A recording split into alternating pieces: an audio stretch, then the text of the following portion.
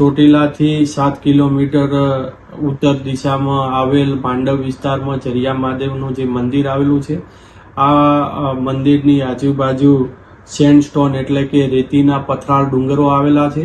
આ રેતીના પથરાળ ડુંગરોની આજુબાજુ જે સ્ટોન ક્રશર પ્લાન્ટ ચલાવવામાં આવતા હતા, ત્યાં અમારી નાયબ કલેક્ટર પ્રાંત ચોટીલાની ટીમ અને મામલતદાર ચોટીલાની સંયુક્ત ટીમ દ્વારા આકસ્મિક તપાસણી હાથ ધરવામાં આવેલી હતી. તપાસ દરમિયાન હકીકત સામે આવેલ કે જરિયા મહાદેવની આસપાસ તેમજ પાંજવાળી અને વાવડી વિસ્તારમાં જે કાર્યરત સ્ટોન ક્રશર એકમો છે, એ આજુબાજુના ખાનગી અને સરકારી સર્વે નંબરોમાંથી ગેરકાયદેસર રીતે સેન્ડસ્ટોનનું ખનન કરી અને પ્રોસેસિંગ કરી અને સ્ટોન ક્રશર પ્લાન્ટ ચલાવવામાં આવતા હતા.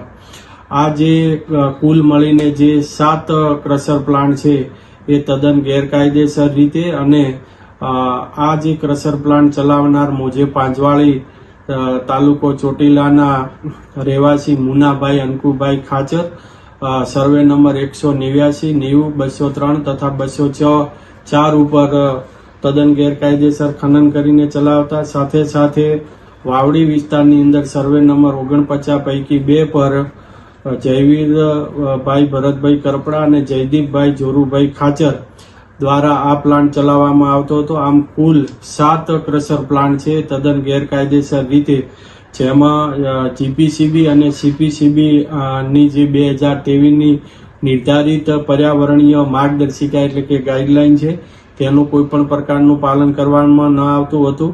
સાથે સાથે કન્સેન્ટ ટુ એસ્ટાબ્લિશ અને કન્સેન્ટ ટુ ઓપરેટ ની શરતોનું પાલન કરવામાં આવતું ન હતું.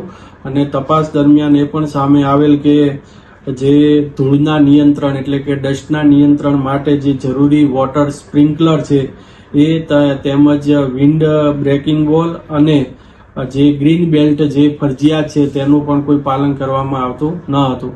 સાથે સાથે Gujarat mineral prevention of illegal mining, transportation અને સ્ટોરેજ રૂલ 2017ની જે જોગવાઈઓ છે, તેનું પણ પાલન કરવામાં ન આવતું. આમ તમામ હકીકતો અને ગેરરીતિઓ ધ્યાને લઈ અને આ જે 7 ક્રશર પ્લાન્ટ, એક હિટાચી મશીન, એક ડમ્પર, એક લોડર અને અંદાજે 200 મેટ્રિક ટન સિલિકા, એમ મળીને કુલ અંદાજે 3,71,00,000 અને મુદ્દામાલ છે એ સીઝ કરવામાં આવેલો છે.